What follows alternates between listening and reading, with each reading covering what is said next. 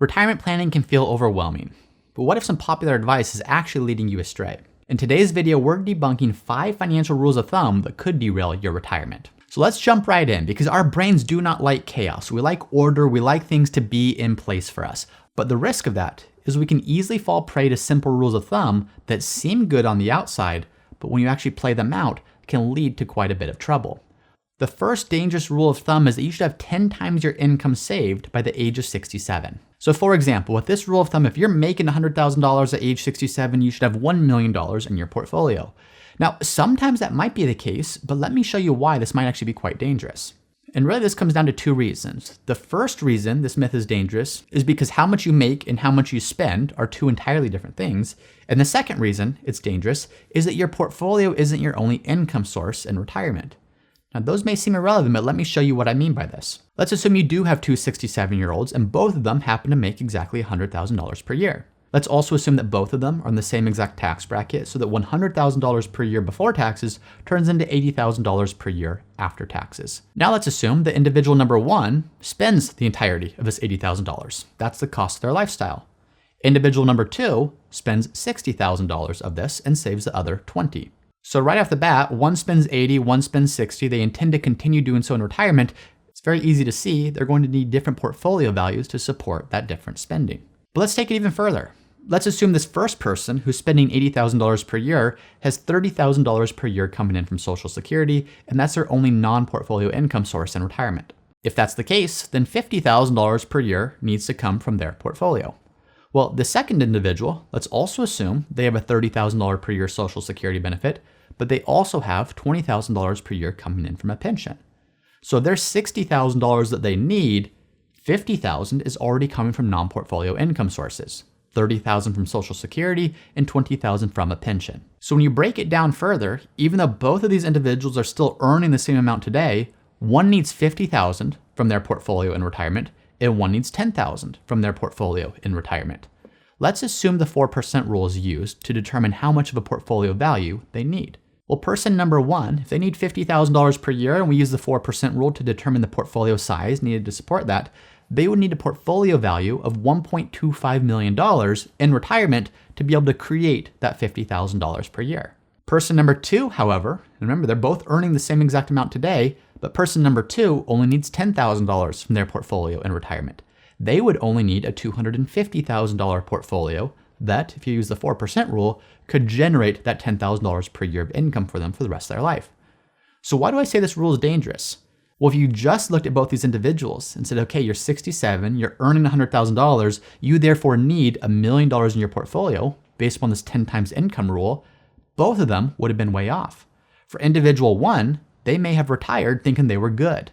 Well, they would have very quickly found that that portfolio value wasn't enough to meet all their income needs in retirement.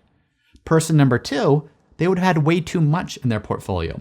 And you might say that way too much is not a bad thing, and sure, it's definitely a better thing than having not enough, but what if that individual could have retired sooner? What if that individual could have spent more but didn't realize it? If all you're basing your spending on and your retirement readiness on is how much you have in your portfolio relative to your income, you're missing the actual factors that do matter when it comes to determining portfolio size to put you in a position to retire. So if you just rely on this rule of thumb, you may either significantly oversave or undersave as you're preparing for your specific retirement needs. The second rule of thumb that you should avoid as much as possible is that you need to save 10 to 15% of your income towards retirement. Now, let me be careful when I say this. If you have no idea how much to be saving for retirement, it's better to save something and to try to be in that ballpark than to save nothing. However, let's look at another example to show how this rule of thumb could lead us astray if it's all that we're relying on. Once again, let's say we have 2 people, a 25-year-old and a 55-year-old. Both of them want to retire at age 65. Also, and this is just to make the math easy, both of them, both the 25-year-old and the 55-year-old, are earning exactly $100,000 per year. Now let's assume both our 25-year-old and our 55-year-old came across this advice. So they should be saving 10 to 15% per year for their retirement. And so they both say, okay, we're going to start saving 10% per year in order to be able to retire at age 65. Well, if we assume that all the dollars that they invest grow at 8% per year, just an assumption, not a guarantee, then the 55-year-old will have about $145,000 by the time that that individual reaches age 65. The 25-year-old though, and this makes sense because this individual has 4 times as long until retirement, 40 years versus 10, that individual would have $2.6 million in their portfolio by the age of 65. So you can see how dramatic those differences are. 145,000 versus 2.6 million, all based on the same rule of thumb. So once again, this rule of thumb can be helpful to give you a starting place, but really you shouldn't be relying upon a rule of thumb to determine how much you should be saving. In some cases, if you're very undersaved, you need to save a heck of a lot more to be on track for your retirement goals. While in other cases, there's a lot of clients I've actually advised to stop saving altogether. The reason for that was they already had enough in their portfolio, or their portfolio was already on track to grow to what they needed it to be so that they could spend that money instead of actually having to save it. So if all you're doing is relying on a rule of thumb, it may actually help you in the beginning of your career when your focus is just earn money and save and invest money. But later on in your career, it could actually hurt you because it could cause you to save too much or too little based upon your specific needs needed to get to your retirement goals. So that's the second rule of thumb that you should avoid. And hey, real quick, if you haven't done so already, make sure that you subscribe to this channel. Every single week we're releasing multiple videos to make sure that you're getting the information needed to create a secure retirement. The third potentially dangerous rule of thumb is the 4% rule. And I want to be very careful as I say this because the 4% rule, which originally came out 30 plus years ago, laid the foundation for retirement spending as we know it today. It answered the question everyone had, which is when we retire, how much can we pull from our portfolio without running the risk of running out of money before we run out of life? So this rule and the research behind it really laid the groundwork and the foundations that allowed us to build on that in later years to determine what could safe, sustainable retirement spending look like to allow people to maximize retirement income while still trying to minimize the risk they're taking with their withdrawals. Here's why I say it's risky though. The 4% rule is based upon saying if you want to retire in any given year, using history as our guide, what's the most amount of money you could take from your portfolio so that even in the worst possible year, with high inflation, low returns, you would be able to sustain that spending over 30 years. 4% was that amount.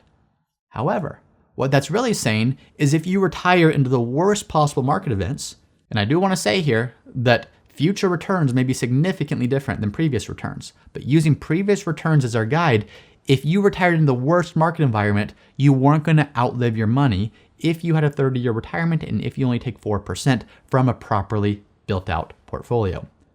But what if you didn't retire into the worst possible market environment? What if you retired into a normal market environment or even an above average market environment? Well, the risk of the 4% rule is that more times than not, you are going to die with far more money in your portfolio at the end of your retirement than you had at the beginning of retirement. So the real risk is opportunity cost. What did you not do because all you ever spent was that 4%? What opportunities and memories did you have to say no to or turn down because you were too concerned about spending too much from your portfolio? Yes, running out of money is a big risk, but so too is foregoing the things that make retirement, make life meaningful because you don't know if you can afford them. Just a quick example. If you look at the 4% rule, and it studied rolling time periods going back several decades, had you retired in 1975, this is coming right from the white paper, yeah, you could have supported 4% for the next 30 years. In fact, you actually could have supported a 7.5% withdrawal rate over those next 30 years. What does that mean in dollar terms? Well, if you go into retirement with $1 million, it means instead of being able to spend $40,000 per year, which could afford one retirement lifestyle, you actually would have been able to spend $75,000 per year, which could afford an entirely different retirement lifestyle. So as you're approaching your retirement withdrawals, can you take a better approach? And this is not a knock on the 4% rule, saying this laid the foundation for so much great work that was to come. Can you diversify further? And the 4% rule talked about diversifying, which was just half US stocks and half intermediate term government bonds. Can you apply a more dynamic rules-based approach for when are you giving yourself increases or decreases or freezing the inflation adjustments on your spending each year? If you're doing that appropriately, you may be able to significantly increase how much you take out of your portfolio as you go through your retirement years. So while the 4% rule was great research, it's dangerous, in my opinion, to base the entirety of your retirement spending just on that because you may be leaving a lot on the table. The fourth dangerous rule of thumb to rely on is that the average return of the US stock market is 10% per year. Now that's a fact. That is true. If you look at the S&P 500 going back several decades, the average return is right around 10%. But that's like me looking at a giant river and saying, hey, the average depth is 3 feet. You might feel really good about your ability to walk across that river if it was exactly 3 feet the entire time. But what if in many places in that river, the depth was only 1 foot, and in other places, that depth was 12 feet? Would you still feel as good about crossing that giant river? No. Now think about the stock market the same way.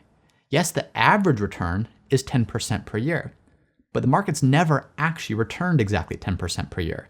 So if you're basing your retirement projections upon getting an average return every single year, even if you get that on average, the sequence in which you get those returns matters far more. Just for some context to show what I mean by this, the S&P 500 has returned as high as 54% in a single year, and it's returned as low as negative 43% in a single year. So yes, the average is 10, but the frequency of those returns or the potential outcomes of returns is quite wide. So as you're planning your retirement, if you get 10% or higher, you're probably going to be just fine if you're projecting average numbers. But what happens when the market's down 10%, 20%, 30%, 40%? If you're not taking that into account in your retirement planning and making adjustments as appropriate, you're going to have a hard time when it comes to maintaining your retirement needs. And then finally, the fifth rule of thumb that you should avoid in your retirement planning is a rule of thumb that says you should subtract your age from 100, and the resulting number is the percentage of your portfolio that should be in stocks. So for example, if you're 55 years old, you should take 100, subtract 55, and what you end up with is 45. Therefore, your portfolio should be 45% stocks and 55% bonds. Now, another version of this rule of thumb is instead of starting with 100, you start with 120. It effectively keeps your portfolio more growth oriented longer.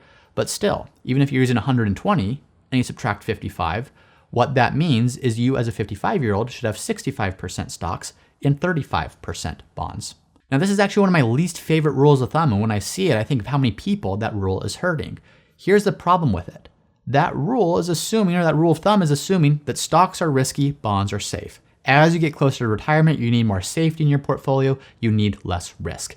And in a way, there's some truth to that. But it goes back again to how do you define risk? If risk is defined as volatility, or risk is defined as standard deviation, which is just the variance of returns around the investment's average return, that's very accurate. They are risky when measured by volatility or standard deviation. However, the biggest risk to people's retirement isn't the short-term fluctuations their portfolio is going to go through.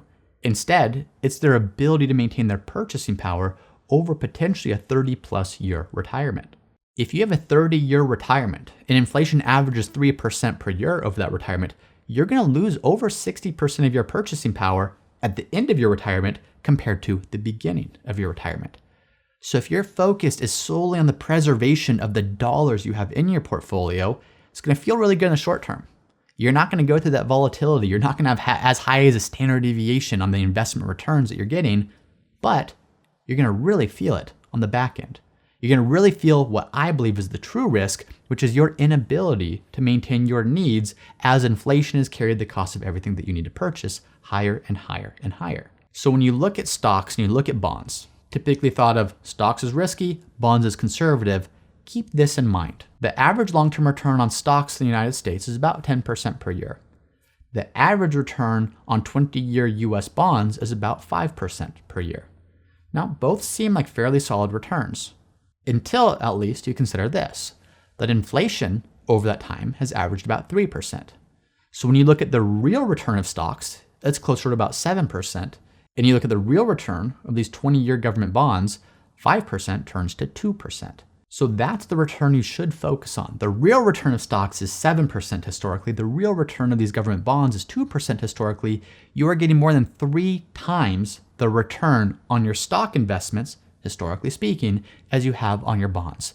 Now, this is no way a prediction or a guarantee of what's to come. What it is I hope a way to reframe risk. When you look at the fact that, okay, as I get older, I need to be changing my portfolio allocation to get far more conservative, that may be true to an extent. You absolutely need to have funds set aside, stable funds, reserve funds that are not going to be subject to the ups and downs of the stock market. That's what gives you money to live on when the stock market is bad. However, if you have too much there and too little in investments that are growing over time, you're not going to go through the short-term fluctuations, the painful fluctuations. What you are going to go through is something far worse, which is the long-term inability to maintain your standard of living as inflation makes the cost of everything go higher and higher. So as you look at those rules of thumb, they come from a place of trying to take this chaotic world that is finance and simplifying it into simple rules of thumb that anyone can follow. And while sometimes these can be helpful, in many other cases, they can be quite hurtful. So make sure you understand that as you apply this to your own financial situation. And as I mentioned, that can be helpful at some points in your investing lifetime, but as you get closer to retirement, I made this video right here where I actually show the downside of that mindset.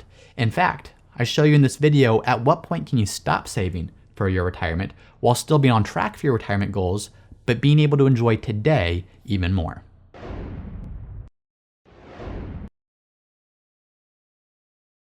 Once again, I'm James Knoll, founder of Root Financial, and if you're interested in seeing how we help our clients at Root Financial get the most out of life with their money, be sure to visit us at www.rootfinancialpartners.com.